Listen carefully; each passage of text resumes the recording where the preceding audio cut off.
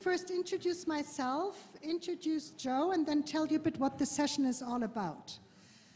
It's a little bit a different format. You have seen for once you don't have a panel of 4 people. It's not one single speaker.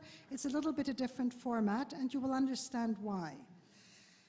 My name is Doris Schopper. I'm professor at the University of Geneva, leading a center for education and research in humanitarian action called CERAH. That's the acronym you see up there. For those of you who are interested, we have a little booth up there on the 2nd floor with some flyers on the type of training we do for humanitarian professionals. So it's specifically for people who already have some experience. I have myself a long history with Médecins Sans Frontières for more than 30 years, and so have seen on and off what goes on in the field. Right now, my function in Médecins Sans Frontières is that I'm leading the Research Ethics Committee, looking at all the research MSF does. Joe also has a long MSF history, so this comes back to the mafia theory that this is all MSF. He has been for 13 years in the field with MSF. Since 2007, he was operations manager for many different countries, so has a vast field experience. Just recently, he has moved to work with an organization located in Boston, the Conflict Dynamics International. And it's a small center, non-profit center, and they work on peace-building governance issues and also on humanitarian policy. And that's the area Joe works in, and that's his reason for being here today.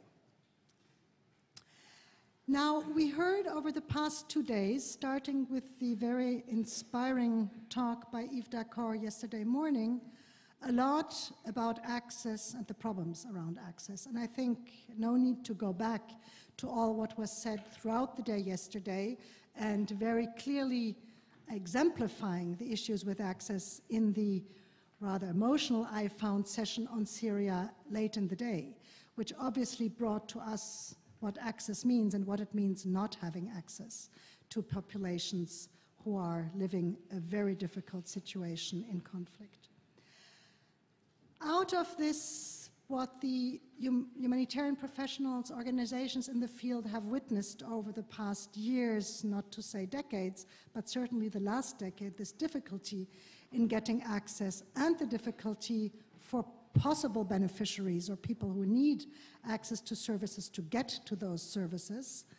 The Swiss Development Corporation, which is the kind of development and humanitarian branch of the Swiss Federal Department of Foreign Affairs, together with the ICRC and OCHA, have decided that they wanted to try to imagine some way of helping humanitarians who are out there to better understand or better get to grips with this issue of access. And this is really what this session is about. It will kind of close, I think, what happened over the past 2 days, because our last session today is of a different order. We hope that it's not going to be too dry, because always when you try to get into how do you methodologically or systematically approach an issue, it starts to look a bit dry. I think Joe will do a great job at putting it in perspective with what happens in the field. But that's also, although we're not able to do the initial format we had thought, but we imagined 30 people in the room, so it was a bit different, which would have been even more interactive. We certainly want at a certain stage during this 1.5 hours to have your input into what you have seen in the field as dilemmas to gaining access to populations and the difficulties that come with it. So some of you may not have humanitarian experience, so perhaps those are those who will more listen to what others have to say, but also perhaps what you have heard over the past 2 days and the presentation will bring questions to the fore, even for those who have not the practical experience. So I'll turn over to Joe now. He will give a presentation on what their work has been and what they now propose as a method to think about access. We'll take a series of questions after that, and then we're going to move into how do you put this in practice and what are the dilemmas you encounter.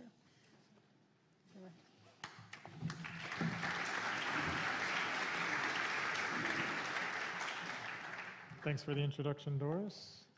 Hello, everyone. Nice to see such a crowd. I think as Doris said, it's a bit more of a crowd than we were expecting. I was, in fact, spending the last hour and a half adjusting this session because I was expecting that we would have a smaller group and would sort of break up into groups to do some work together.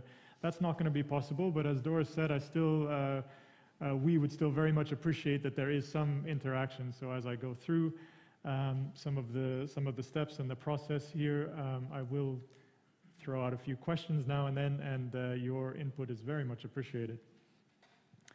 Very briefly, what I'm going to take you through is mainly this. This is the book on how to get access. So if you read this, you're basically done. You've got access. This is the book on how to. This is the manual for humanitarian access. It's a long time in the making. The process has been three to 4 years now, gathering information, consulting with different groups, and in fact taking this version that I have in my hand of the manual and running it through the wash, basically.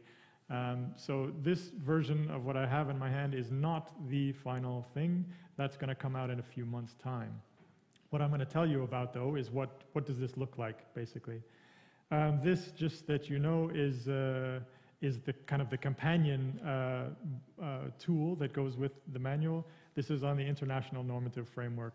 Basically, this guideline sets out the parameters and the issues related to the international normative system, not only international humanitarian law, although that's a big part of it, but other legal systems and measures that are in place to regulate humanitarian access. So, you know, very, very good as you're going through the manual to also be keenly aware of what the international legal environment looks like. Okay, let's run through some slides. I think, as Doris said, you know, the challenge is also not to make it too dry. We are, in fact, talking about a methodology here, and I do want to take a bit of time to expose you to what that methodology looks like. So we're going to, I've just done the first part. I'm going to take you through the access methodology, and then we're going to open up a little bit more for a discussion on some dilemmas around humanitarian access. Just before I do run you through the methodology itself, though, a little bit on the, see, now this is the process we're in right now. In January, you're going to have the final product. Yes, I think a lot of what has come up probably in the last few days are you know, discussions about, well, what are the challenges? What does the external environment look like? Why is humanitarian access such a challenge? Can I hear a little bit? What have either you heard over the last few days, or what do you think are some of the major challenges related to humanitarian access?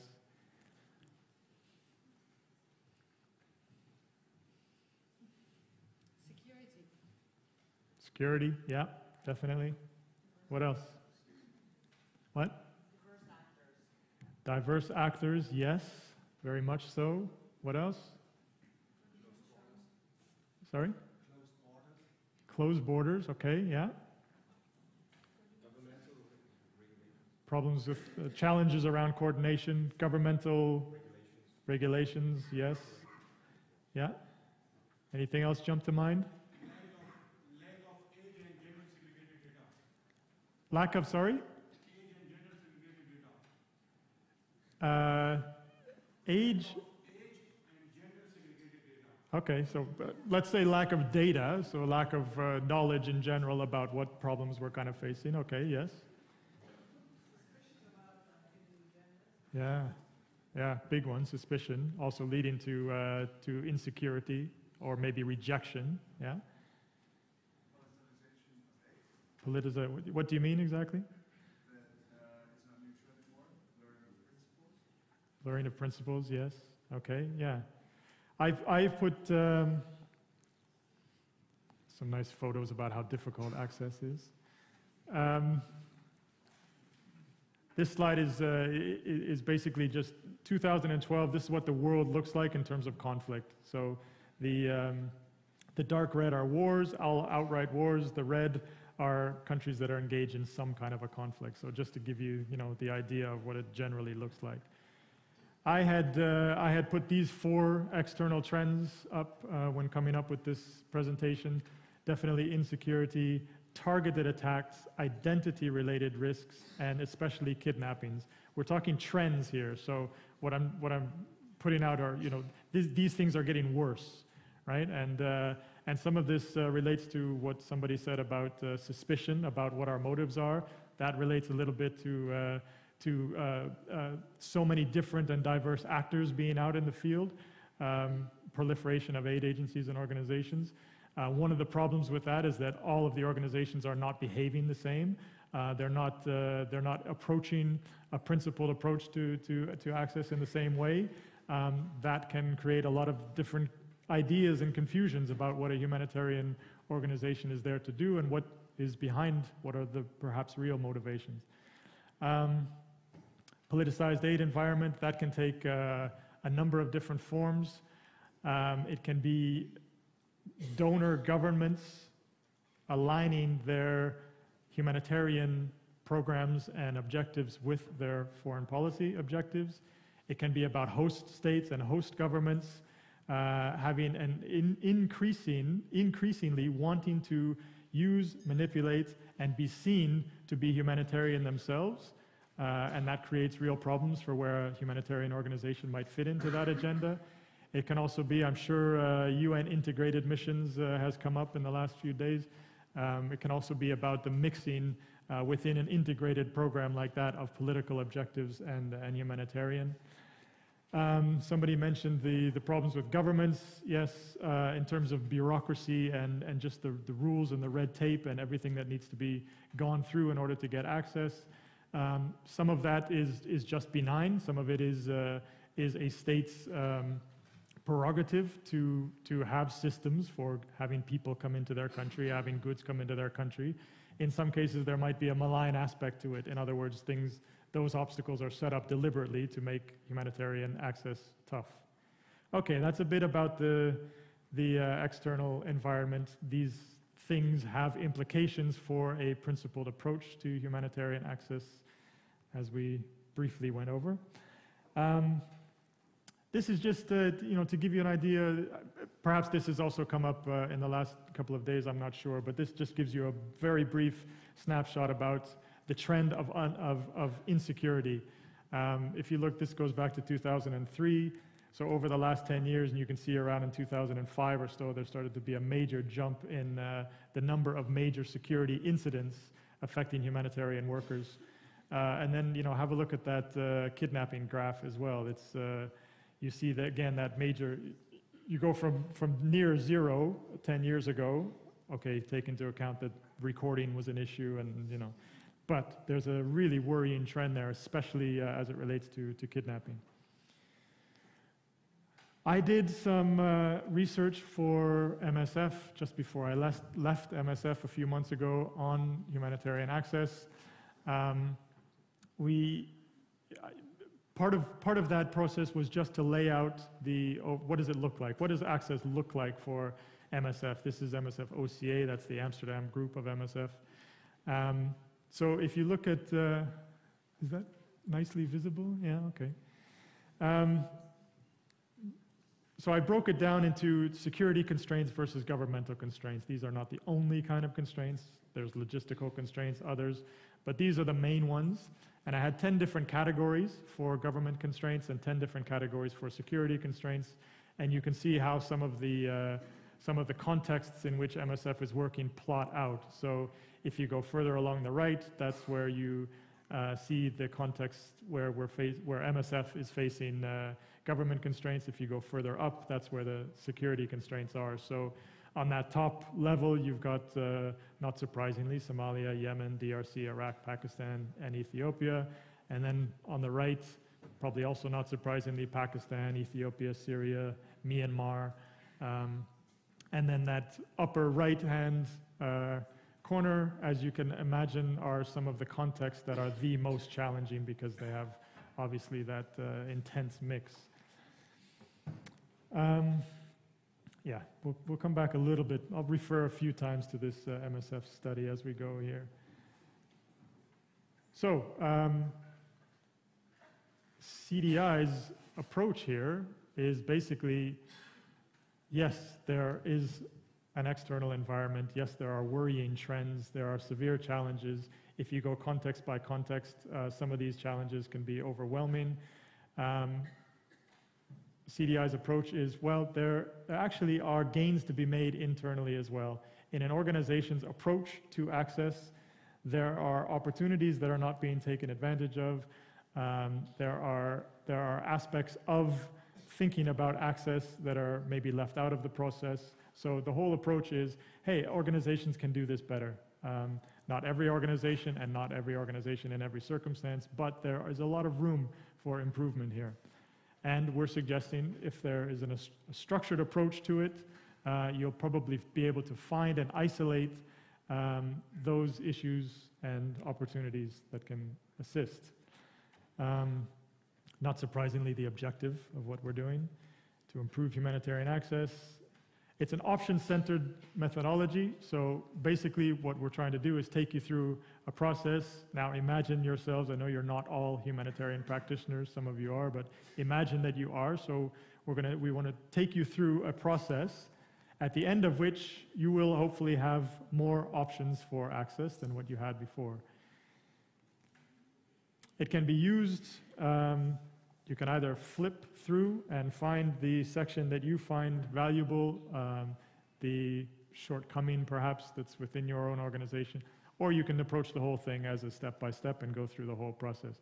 I'm going to fairly rapidly try to just take you through these steps now. First of all, the approach that we're taking is very much a choice to take a principled approach. So we are saying that humanitarian access is only humanitarian access. It's humanitarian only when it stays true to the principles. I think there's been some good discussion around the relative weight of the principles. Impartiality, for sure, is the principle that we are most concerned about. Neutrality and independence primarily means to the end of impartiality. Nonetheless, we're saying adhere to the principles, be true to them, and carry them through. The normative framework, I think I've referred to that. Well, I did refer to that at the beginning. We're also saying that humanitarian access should be rooted in and draw upon the normative framework, and more than it tends to do.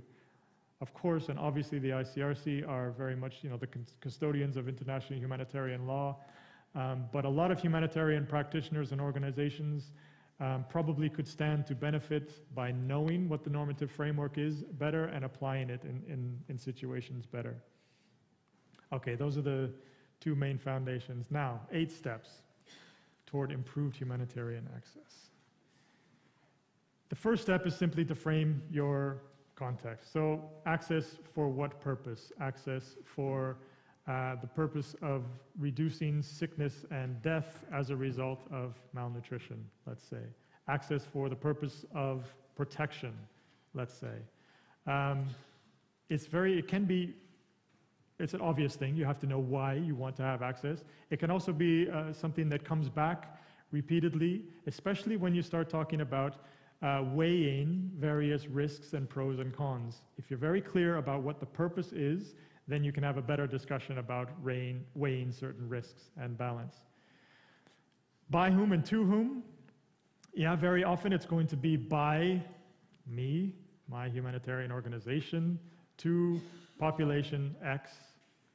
But it can be very useful also to think about the other way around. Population X's access to what? To a hospital, to my organization, to whatever. It can be quite useful to think of it in that way.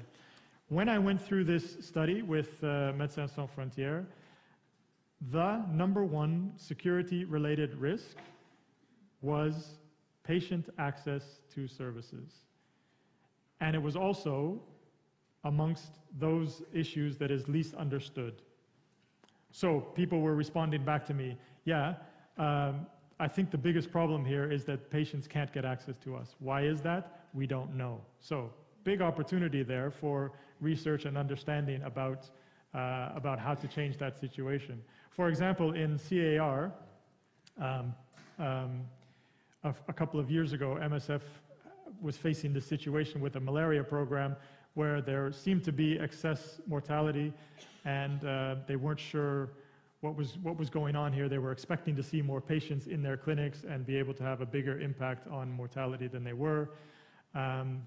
They went out and did a mortality review, an extensive study that revealed that basically that people either were largely not aware that the services were available or didn't have the means of transport to get to the services. So MSF was able to change its entire operational approach to that situation in a way that facilitated patient access to services. Okay, access to what?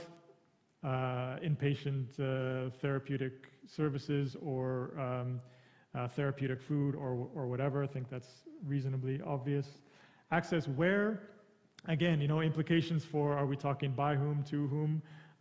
Access in a closed refugee camp setting, access to hospitals, access by the organization, by the population. Access when also can be at times a good thing to be aware of, because you may be talking about a very urgent situation. I think the keynote speaker referred to that critical window. If you're talking about wound care following a violent clash, well, your timeline may be incredibly short, and in fact, you may need to reconsider what you want to do if you can't get there that quickly.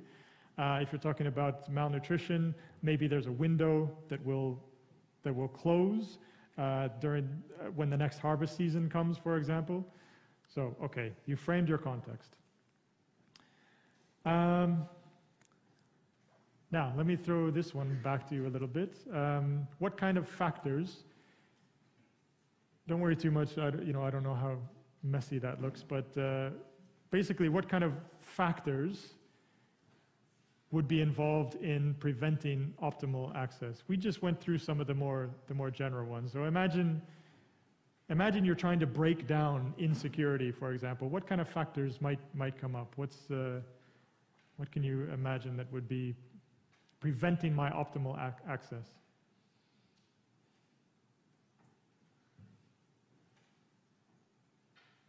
Presence of criminal gangs that kidnap for profit. Yeah. Okay, criminal gangs kidnapping for profit, yes? A few others?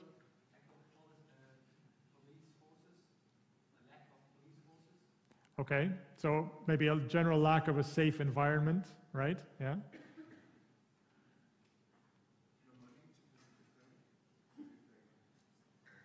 Okay, funding, yeah, good one, yeah. Mines, presence of mines, yeah, definitely. What? Landslides, all right, on the route, let's say, yeah. Pakistan and the earthquake, yeah.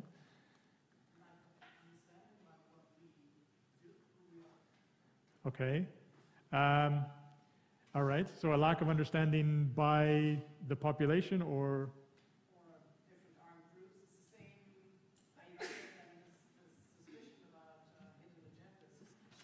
If an armed group suspects us of having a political or military agenda, then obviously we expose ourselves to security. yeah. Yep. Other ones?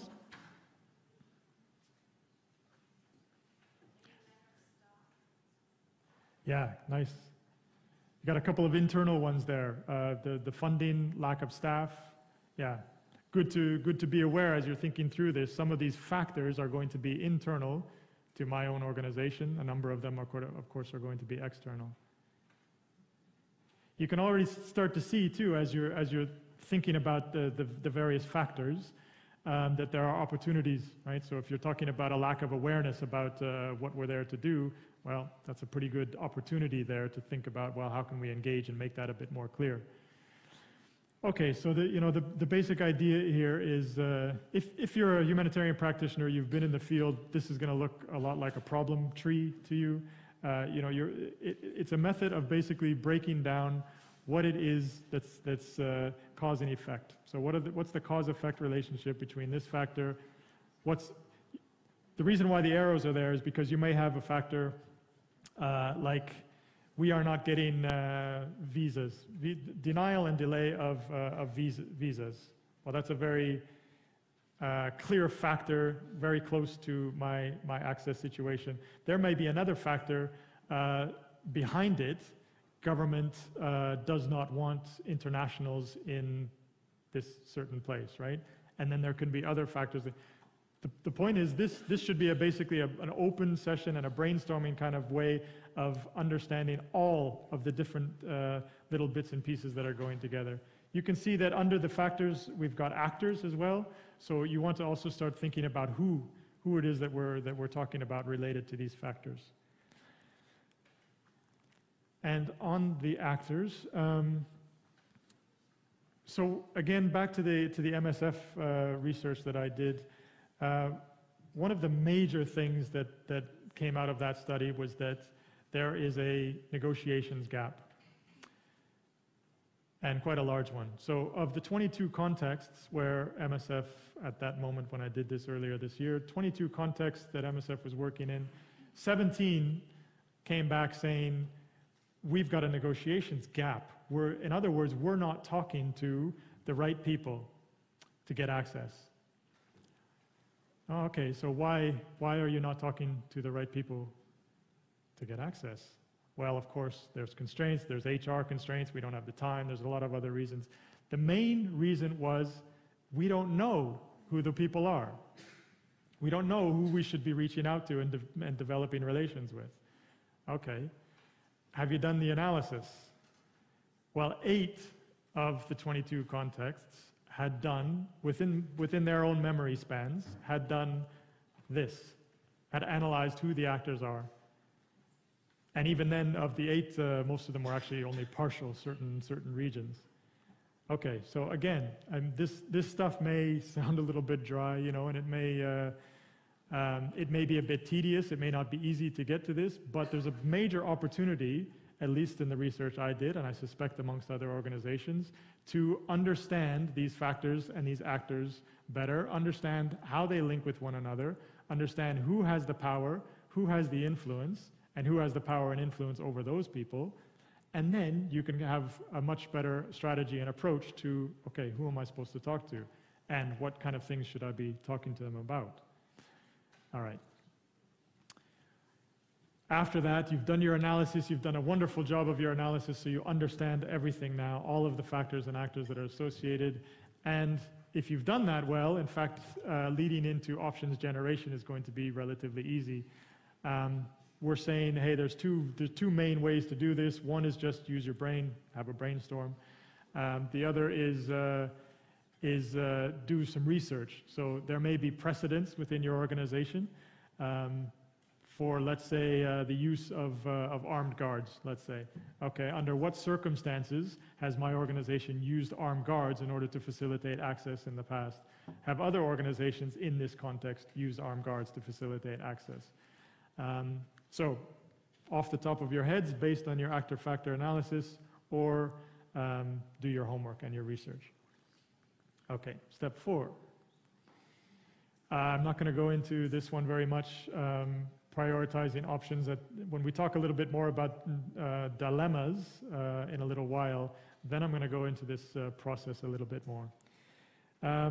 Alternatives, a quick word on alternatives. We put this section into the methodology because we wanted to recognize that there are situations where you're not going to come up with any options to facilitate access. You may just find yourself at a dead end where access is impossible, or at least to the best of your abilities, you're not figuring out how to improve it. So we're saying, look, there's another category here on alternatives. And so think about the things that will not get you access, but may help you achieve your objective. Your objective being, of course, to improve humanitarian conditions. So you may be able to engage in advocacy, for example. You might think about engagement through other organizations, support to local organizations, and so on. Again, when we discuss dilemmas, maybe that issue will come up again. It's fraught with problems, of course, supporting local organizations or other organizations, but these are options, not access options, but alternatives to access options. Okay, again, I'm not going to spend much time on this. You know, this is where it risks getting incredibly dry. We're talking, you know, there's a preparation phase here. I highlight coordination. Maybe a brief sideline on coordination. I think it's also come up in the last couple of days. But what are people's thoughts and feelings about coordination as it relates to access? I mean, are you thinking that coordination is not necessary, or that coordination is absolutely necessary, or, you know, what are your thoughts about coordination as it relates to access?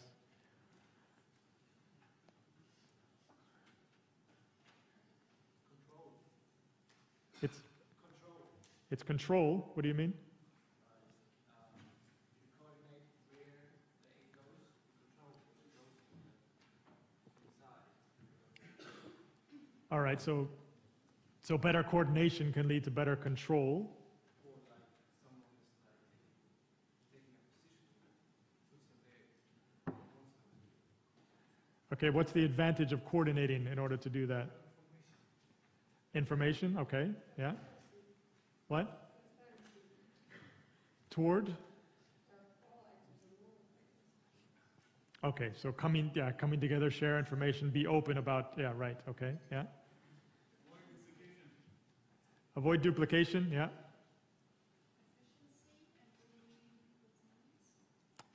Yep. How can you imagine that coordination will make you more efficient?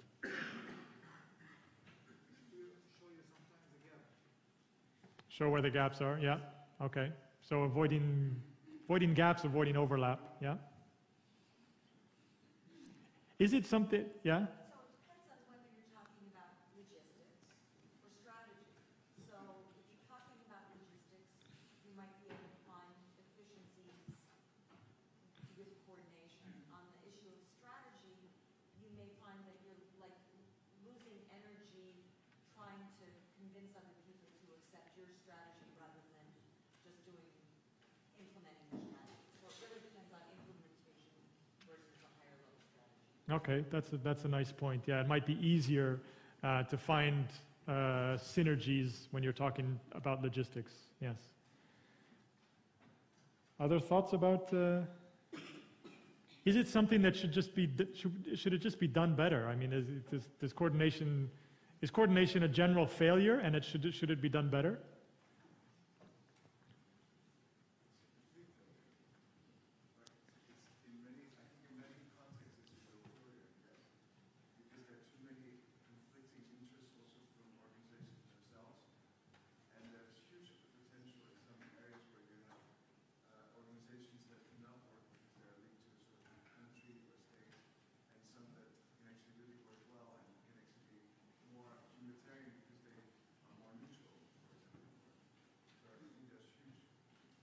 Huge potential, yeah. Okay. Other thoughts? Something that just needs to be done better, more of?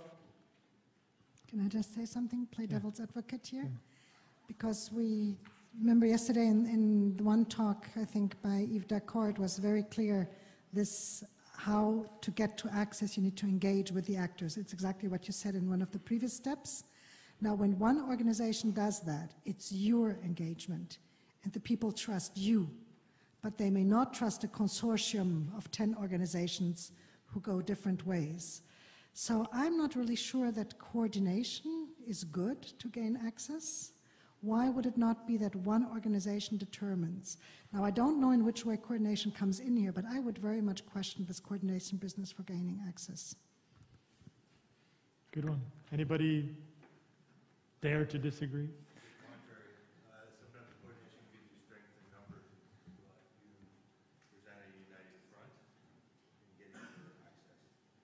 Yeah. How do you get a united front? We are never united. We have several organizations having their supplies blocked at one point. They all go and speak together with, say, the UN, and the UN talks to the government about opening that road. Okay. Yeah, sure. Are there any implications for the principles that you can imagine that can arise in coordination during the process of coordination?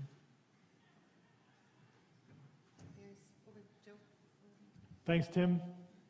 And then Tamam.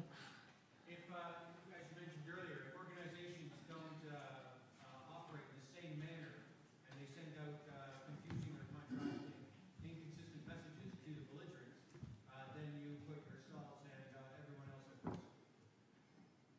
Right, so again, so come back a little bit to that, the point earlier about so many different organizations operating in these environments, many operating in very different ways, and how that's perceived and the messages that sends out to the people that you need to negotiate with or convince in order to get access can be very different, and can lead to some compromises, and sometimes on unprincipled grounds as well.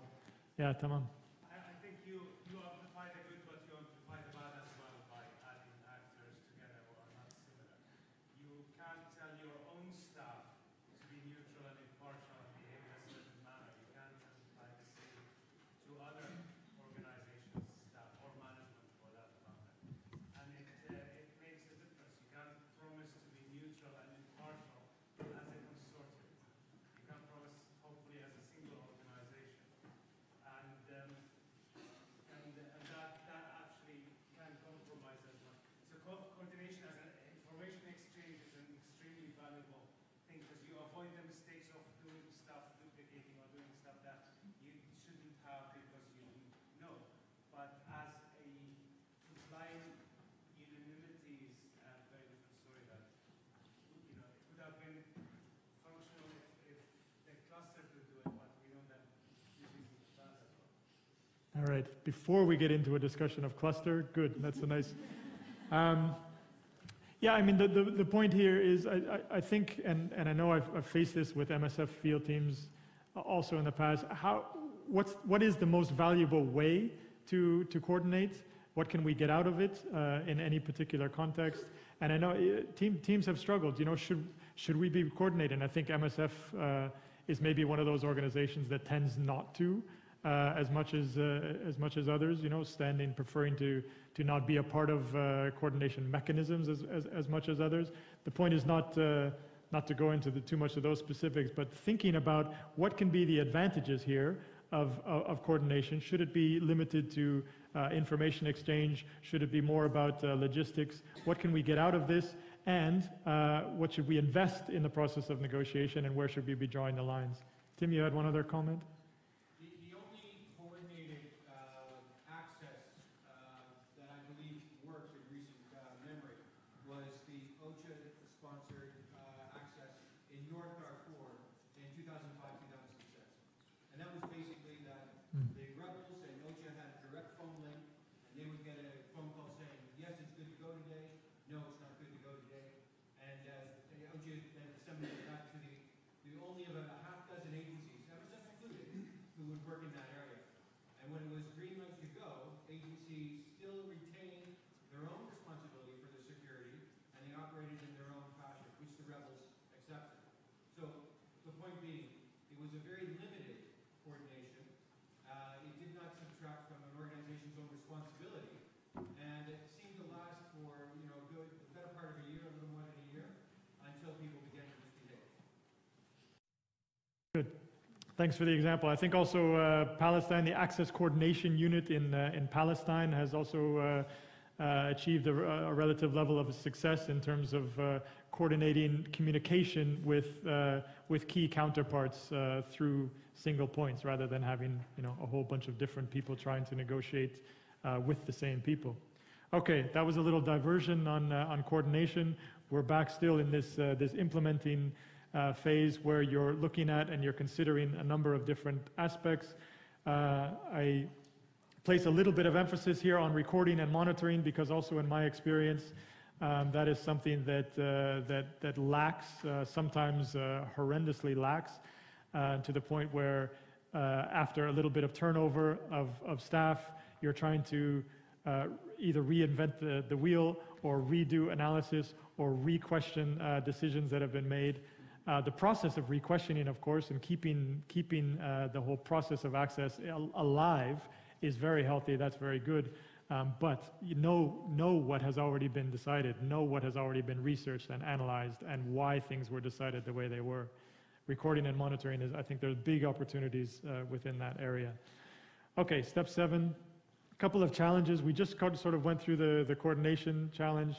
Negotiations, I think I mentioned, I did mention already the MSF example of where a lack of engagement and ability to figure out who to negotiate with has really, I think, pulled back some of the opportunities there. Also, the how on negotiations is again a big one. We're not going to go into that here and now today, but there actually is a whole other manual on humanitarian negotiations. If you are interested in that, that's what it's called there on the bottom, Humanitarian Negotiations with Arms Groups. It's a manual that was put out by UN OCHA. That is again, it's basically how to approach humanitarian negotiations. Yeah, I'll leave that one at that. Okay, any questions? Those are the 8 steps. I hope that wasn't too terribly dry. I did want to basically just get it across to you, give you the sense that there is this resource. In our understanding, in our experience, there isn't anything else like that. That doesn't mean that there are not structured approaches to access, but we haven't come across another resource like that, so we think that it is somewhat unique. We're hoping that it's going to be helpful. That is essentially what it is until we start talking about dilemmas in a minute. So up to this point, yeah, any comments or questions about this methodology?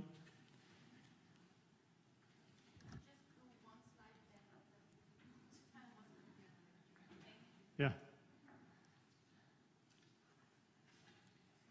May I ask a question? Yeah. Actually, 2.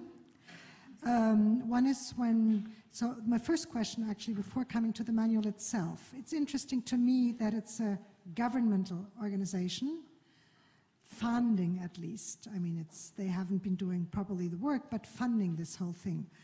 Now it's the Swiss government funding it and not the US government, for example.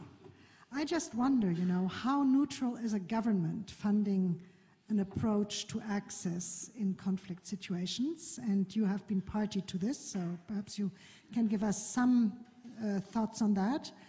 And the second question is, when I read through the manual the first time, it's dry. I mean, this was pretty good as Joe did it, but it's very dry. And it's you should, It's like this wish list of things you have to do. And I think we're going to get to that perhaps in the second part now. But for me, the question is really, how usable is this? How feasible is this?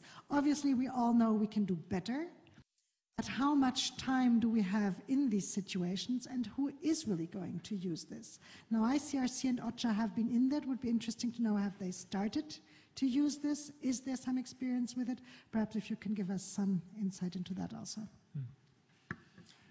Okay, first of all, with the government funding, yeah, I have a long history of working with MSF, so it's kind of an automatic allergic reaction to government funding. If we were talking about a specific context and working on access for a specific context, then I would be very reluctant to be having government funding be involved in a project like that. If there had to be government funding, like you said, I guess the Swiss and a handful of others are more benign than others.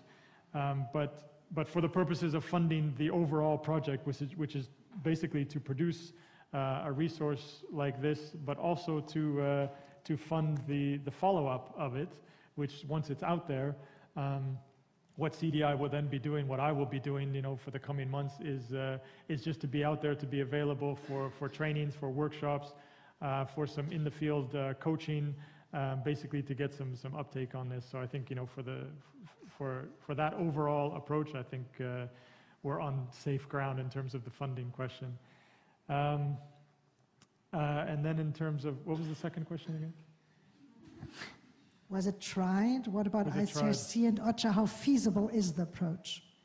And like you said, somewhat dry, somewhat dense. It's not an easy, our approach is basically that there are not likely to be too many quick wins.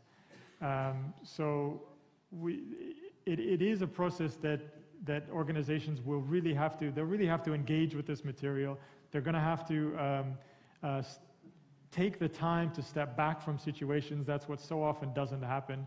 Coordinators and basically everybody involved in humanitarian programs are caught up and wrapped up in their day-to-day activities and not able to or don't somehow take a step back and really do their analysis properly, go through a step-by-step process.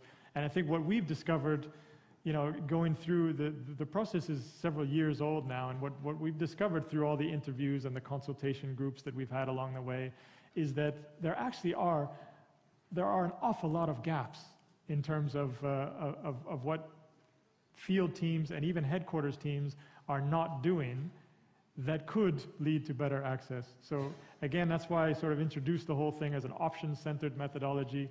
You know, it may sound horrendously simple, but there are a lot of options out there that are not being either articulated, identified, or followed up on. So that's what it's all about, basically. Okay, thanks. Let's take, if there's some questions on the method itself or where it goes and so forth, this would be time to ask them. Now we're coming to real-life dilemmas after this. So just, if there are any further questions in the room. Ulrike?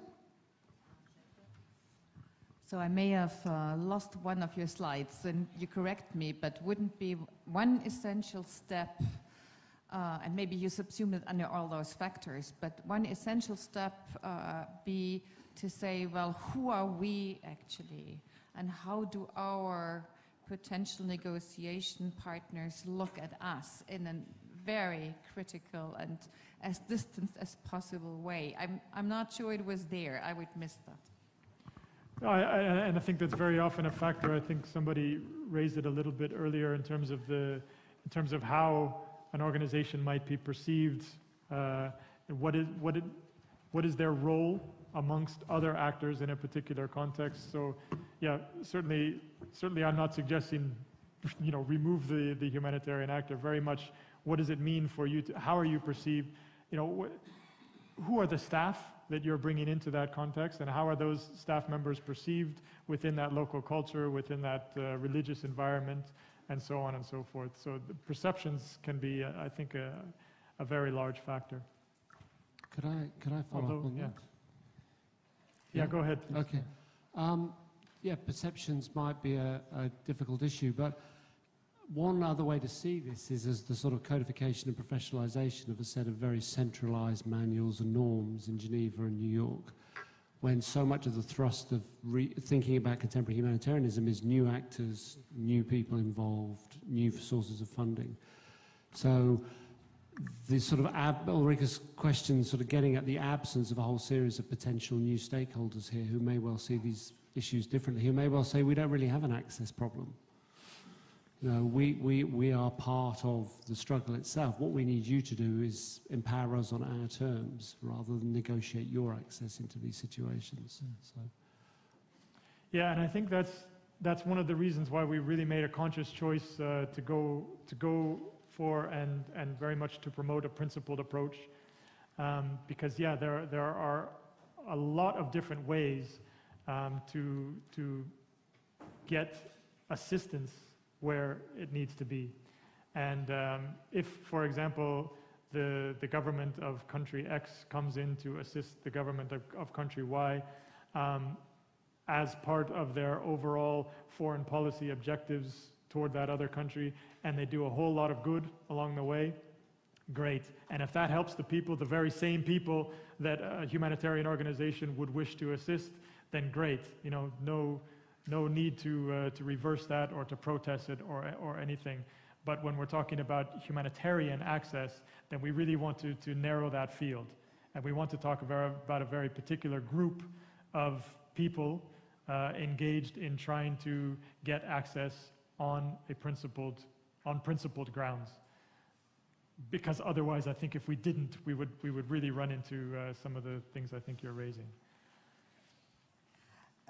Other questions? We're trying to do it by microphone just for a while now because apparently the outside world doesn't get the questions if we don't use the microphone. So just if there are any more things right now. Ulrike, yes, go ahead. I have one more question because Yves Decor also mentioned this, because you have mentioned it now several times, the principled approach. How much isn't that becoming a cliche in itself and a rhetoric figure? How much are you really convinced that kind of approach helps in the situations we are struggling with?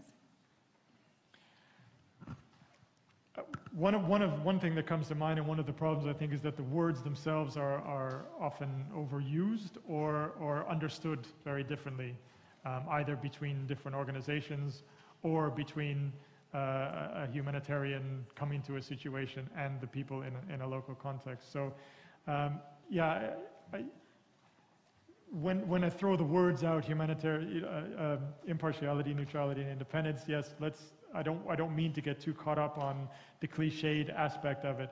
What we're basically saying is that in particular circumstances and also over a longer period of time, to have a sustained approach that includes the principles, that is principle based in action, not necessarily in word. In fact, often it can be counterproductive in certain contexts to be talking about, hey, we're independent and we're neutral and these kinds of things. But in action, to carry that through, that will assist both in a local context as well as the humanitarian endeavor overall to get the kind of access that it needs. I think there was already some discussion yesterday, and as we also heard yesterday, I mean, the whole question on what principles can different organizations agree and how is it put in practice probably merits a revisiting in the coming months and years, but I think it's not the purpose now. But I mean, that came up, and there is a lot of question around this. How do you really put it in practice? And I think the one example from Turkey intervening in Somalia yesterday was quite telling for those who were in the room. I would suggest we go a step further.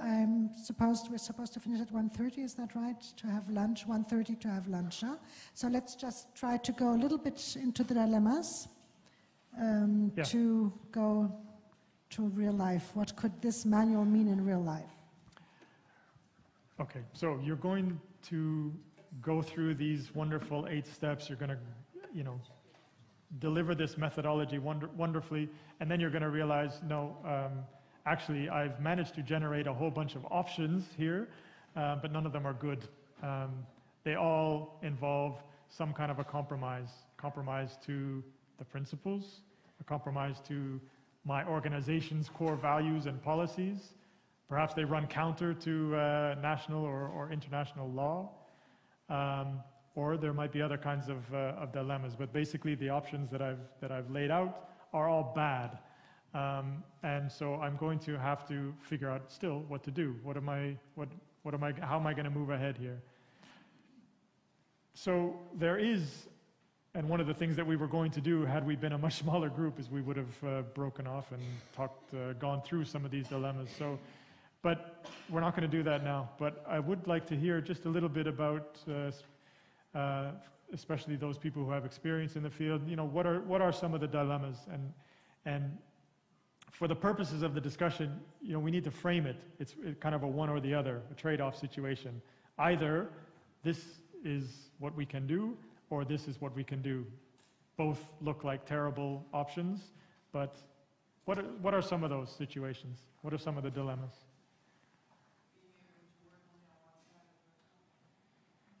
Versus?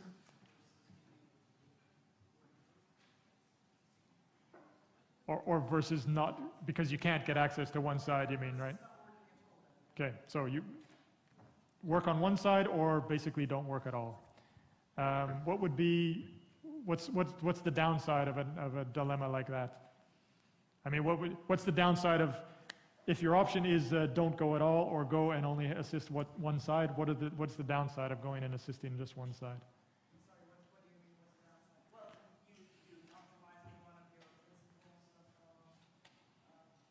neutrality and working on both sides of the conflict. Okay, yeah.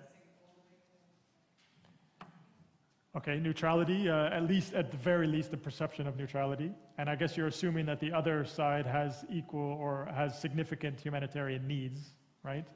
Right, okay, so impartiality then is also, yeah? Yeah? Yeah, Thank you. Just Sri Lanka as an example of that. You legitimate a government which probably committed crimes against humanity by continuing to work. Sure. Can't hear Sri you. Lanka is an example of that. Okay? You can stay and work, but you must keep quiet about the crimes against humanity that we're committing. Yeah. And that was MSF's choice, and they chose to stay. Yeah, major dilemma MSF faced there. You know, you can work very much on our terms, and you must also promise that you're not going to tell the world about what it is that you're witnessing. And so a whole lot of soul searching for MSF on that dilemma, ended up accepting those circumstances, at least for that period of time when they continued after that. So yeah, a major dilemma. Other ones? Yeah. Perhaps just when you talk of sorry for interrupting, for the audience, it wasn't clear that this was Sri Lanka and it was when it was the end of the fighting with it. Just to be clear so that everybody understands which context we're talking about, I think that's useful because not everybody in the room may be that familiar with all the context. Yeah. What about dilemmas associated with war economies? With you can only get access to this example. You can only get an access to a certain region if you agree to pay or have paid very large sums of money to one particular combatant group on the one hand, so you therefore fear that you're helping that group to establish its hold there and you are assisting them, versus on the other hand not being able to get access to that population, which was again your dilemma in south-central Somalia for quite some time as well in the negotiations with Schopper. Yeah, so if you're going to get access into a territory that's controlled by a warring party, a rebel group, you know that a certain portion of the resources that you're bringing into that environment are going to end up in the hands of that warring party. So it's almost never going to be whether or not, you know, can we avoid that completely or not? It's going to be a question of degree. And so if you're paying a transport company, for example, to bring in your therapeutic food, what is that transport company paying to the rebel forces in order to get access in there? And you know, the best that you can do then is break down exactly, to the best of your ability, break down what it is that might be ending up in their hands, which is what we tried to do as best we could in Somalia, and then determine, hey, is that portion acceptable? The very fact that it happens is not acceptable from the beginning, but okay, weighed against not having access. Yeah, that's a major one. Yeah. So it may have adverse security implications both for your workers and the populations you're trying to help. So by being associated with one side, if the lines of the conflict shift, your workers might be targeted by the other side, but also by the fact that you're taking care of one side, you make yourself and the injured people, you're taking care of a target for the other. Yeah. Yeah, that really reminds me of a specific situation. But yes, it goes back to that dilemma of do I assist the ones that I can get access to, even though there are others who very much need assistance and I can't get to them. So how does that play out in terms of the perception of our neutrality in this situation? And as you say, also on the targeted population themselves. Maybe, Sean, your example makes me think a little bit too of this, another example in CAR where you've got a rebel group sweeping in to the capital and taking over. This was what, a year and a half ago?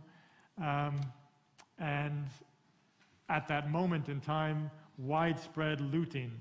So the organizations that were still there in Bangui were exposed to either it was the rebel group themselves or maybe even former government fighters, local criminal gangs, bandits, whatever, widespread looting. How do you protect your assets? You know, you speak of fueling a war economy. You've got a whole lot of fuel and medical items and food maybe and vehicles and all kinds of things. How do you keep that from getting into the hands of fighters? So there was security services were on offer. There were no shortage of groups associated with the rebels, in fact, that were offering their security. So we'll keep your assets safe, basically, you just pay us. So you've got a major, okay, well, I've got millions of euros worth of goods here. I can pay this group X number, much smaller than that, millions, to come in and protect it, or I can just allow it to get looted. In fact, the different MSF sections made different choices on that. Some engaged the armed groups to protect the goods. They ended up with much less looting of their items, but they ended up in a really difficult situation with the people that they were paying. Essentially, it turned extortionist. In fact, where the armed groups were saying, okay, well, we've started this nice little arrangement. We're not going to end this nice little arrangement now. Okay, big longer-term dilemma there, versus the section of MSF that decided not to do that, but lost €500,000 in items. Yeah. Any others spring to mind? Yeah? Gatekeepers demanding to hire their people. So government or local authorities say hire our people, not those people. And you get either substandard staff or not a representative mix of staff, or you hire perpetrators. Okay, so there's those demands, whether it's gatekeepers in a camp situation or the authorities demanding that you hire, versus what? Versus not getting access. Okay, so it would be a condition of access then. Okay, yeah. Here's another one. I'll just throw one more out about Myanmar, because I've found this one in my later days working with MSF a major dilemma. MSF had specifically targeted the Rakhine Muslim community in Rakhine state of Myanmar. The services, of course, were always open to whoever would come. It's not that if you were a Muslim, you would come and you could get services, and if you were a Buddhist or anything else, you wouldn't get services. But the target population was the Muslim population. Then, as you all know, this violence broke out. These divisions between Buddhists and Muslims, which had been, years in the making, exposed on very violent circumstances, and MSF found itself in this dilemma where trying to get back the program that it had before, it was being threatened by the Buddhist community. The Buddhists were stepping forward and saying, MSF, you're not neutral, and you're definitely not impartial. You've been helping those guys all the way through, and not only with medical care, but you've been assisting their nationalist agenda against us. That's what they were accusing MSF of. So MSF was thinking, well, okay, first of all, that's not true, so let's try to balance this a little bit in terms of the understanding. Well, that wasn't going very far. Practically, what can we do? One thing that we can do is we can increase services to the Buddhist community. So you've got, you're staying true to the principle of impartiality. You're helping the people who need it most, right? These guys are saying you're not doing that. In order to continue to have your access, you could increase services to that group, thereby compromising the principle of impartiality because they need it less, or be stuck in that situation where the perception of your neutrality is so bad that you can't work there. So it's a dilemma still not solved. My successors and colleagues are very much working on that, but okay. I think now we've framed a bunch of different dilemmas. I want to... There's just one, Francis here. If there are one or two more people, and then we'll close this round of comments and input. Francis? Yeah, and one dilemma that many agencies face, and MSF as well, is that if you can is whether you compromise on your own organisation's access by getting access indirectly through a partner organisation that's working on the ground. And that's how many agencies are getting access in Syria at the moment, and how I know MSF in the past has got access to parts to Western Pakistan, and in many parts of the world, working through a local partner is your only option for access, but that comes at the cost of your own direct access, your own direct ability to witness, your own direct control and accountability. Yeah, if you'll permit me, then I'll run through one more example in slightly more detail, and this is the example of Somalia, and I'm going back to 2008, and I think some of what you're bringing up now comes up a little bit in this example. In 2008, MSF had this tragic incident. You're probably aware, maybe not, but there was three of our staff members were targeted, blown up, killed. It was a very tragic but also very obvious incident.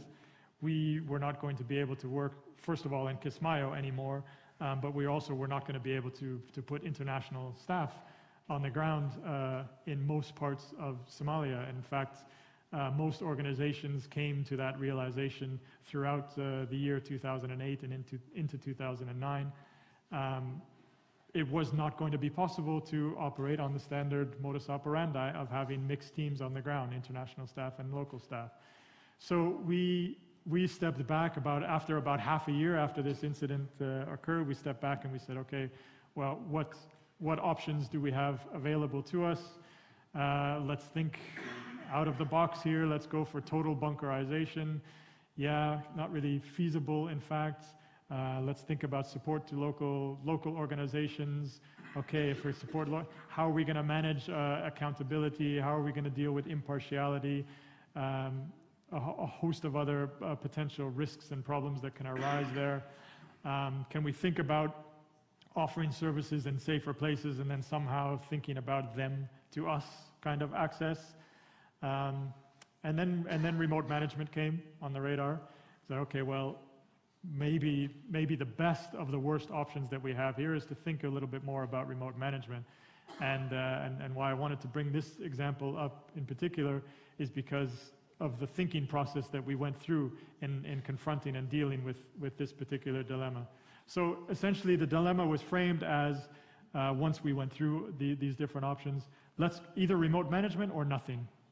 This is the dilemma. So what is it about, what are the positives and negatives here? Obviously the nothing has huge negatives. We're just not going to be able to assist people who are in fact extreme need, and nobody else is either. So that part is very obvious. What are the negatives about remote management? And here's where some of the things are a bit similar to support to a local organization. We didn't word it so much in terms of negatives. What we did was, what are the risks? If we move to a remote management situation, what is likely to happen here? And we basically came up with 5 different things. Risk to senior national staff is going to increase. Medical quality is going to go down. Accountability is going to go down, accountability for resources. Témoignage is not going to be possible.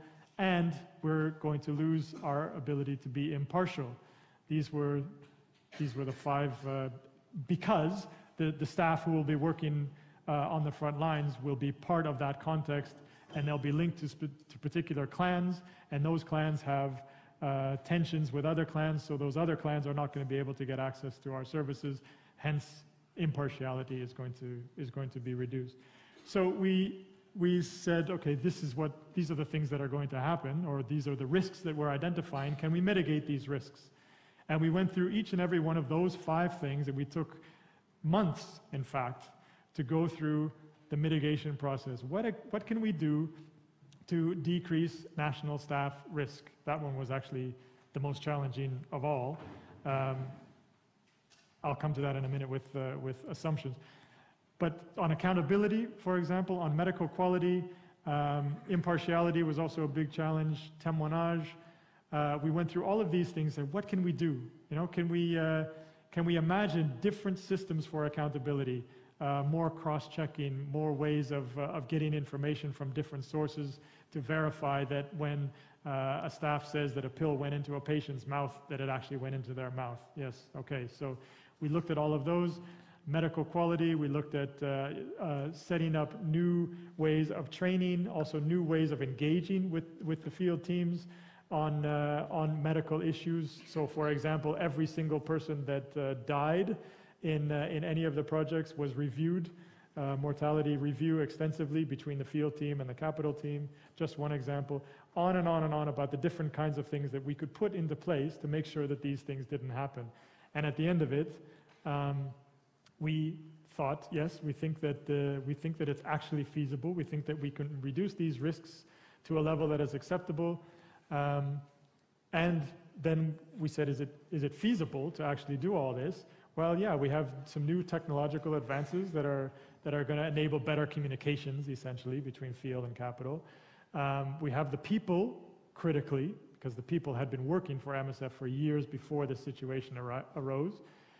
So they were very used to MSF systems, also used to international staff not being there for periods of time, a major advantage, all of that. And they had a certain degree of ownership and buy-in that we also built upon over the years. Okay, to say that it's, we concluded it was essentially feasible. We had assumptions, we had to leave certain assumptions about senior staff risk. We, of course, had this engagement and this discussion with the senior staff, and they were saying, no, we're not at any more risk than we were already when international staff were on the ground. We're saying, look, some of you are going to be dealing with Al-Shabaab, some of you are going to be, your necks are going to be out there more than they were. And so what can we do about that? Well, a few things that we can do. We can displace the decision-making around resources to the headquarters and make sure that everybody knows it. So every time anybody gets hired, anytime any money is transferred, anything is purchased, all of those decisions are taken from a remote location and everybody knows it. Okay, that will decrease the pressure, at least, on the senior national staff in the field. These sorts of things. But we had to carry through with a few assumptions about whether or not risk was really going to be increased. Looking back, retrospectively, after several years of doing this, we had kept all of the records of all the incidents that occurred, and there were, I think, about 4 or 5 minor incidents that occurred that we suspected might be as a result of remote management. There were about 28 incidents involving national staff within that period of time. Luckily, no deaths or major injuries. And then about 4 or 5 of them we could attribute.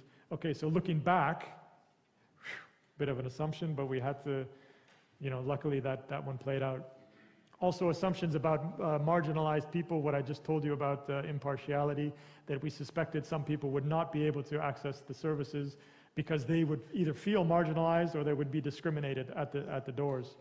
And the best that we could do for that one was to record, through the medical data, where people came from, and by recording where they came from, we were able to more or less identify which subclans and which groups they were from, and we never saw an issue of lack of impartiality because of that. So it's an imperfect process. I make it sound a bit more perfect than it was. It wasn't, but that's basically how we dealt with those assumptions.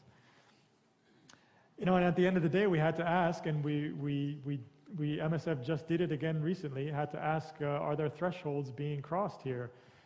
Is the risk, even if you go to remote management, is the security risk still too high? And what about these other risks, these risks of accountability, these risks of low quality medical care that could potentially actually do harm? Are we risking those principles of impartiality and of neutrality? All of these risks, then you have to do a lot of soul searching to say, yeah, we're crossing those thresholds. It's in an unacceptable situation here, or it's not. And I think, as we know, MSF, after finally resolving the kidnapping of our colleagues in Dadaab, MSF made the decision to pull completely out of Somalia, and even with all of this that maybe works and maybe can work, the decision was no, this dilemma we're going to favor on this side and be out of Somalia now. Thanks a lot, Joe. I think this example really kind of epitomizes how these decisions are so difficult, and that even if you do beautifully the 8 steps of the manual, you come to a right decision at one stage in your access issue, you never know what the long-term consequences will be. And I think that's an issue, of course, you know, you make a decision at a certain point in time, no access, or do I pay, do I do partial access, whatever. At that point in time, it may seem the right decision, but it's very difficult to foresee what the long-term consequences can be. And of course, nowadays, humanitarians don't work in a country for 3 months and pull out. It happens sometimes, as was shown this morning, particularly in natural disaster situations. In most conflict areas, organizations are there for the long run. I mean, MSF had been in Somalia for what, 12 years, 15 years, and since now, the late 70s, and now pulled out, had to pull out. And it may be that some of these decisions taken have also had negative effects. So it's very, it just shows, I think, the complexity, and not the complexity only of taking decisions at a certain point in time, but also what the long-term consequences can be. Now, for those of you who think that this kind of systematic approach is too complicated and may not be useful, what I always say, I mean, of course, it's a bit more work at a certain point in time, but at least you make decisions explicit. And I think the benefit of making decisions explicit is very, very important within an organization, with your communication, with the different actors, your partners, or the other parties in the conflict. And I think, as we have heard over and over again throughout these 2 days, this communication, this transparency, saying what you stand for and why you do things are so important. Now, if you don't really know why you're doing things, it's very difficult to communicate them clearly. So even just for this purpose, it's probably very good to be able to do things in a more systematic way group before then communicating to the outside world why you take certain decisions and how you're doing them. So, Joe, thank you very much for telling us about this. Now, there are some very few examples here, which is the old manual, but I think what you have here is a web address. So, as I heard, the next version comes out end of January 2014. So, those of you who are interested, this is where you can order copies, if I understood well, or you can download it, whatever. I think the other thing is, as Joe was saying, I mean, there will be possibilities of training. There's question of developing a distance learning course also on this. So for those of you working in organizations who have to deal with access issues, maybe you want to look at the website once in a while and see what comes up. And then, of course, what I think would be very useful is to test this in the field. I mean, that is what will really be interesting.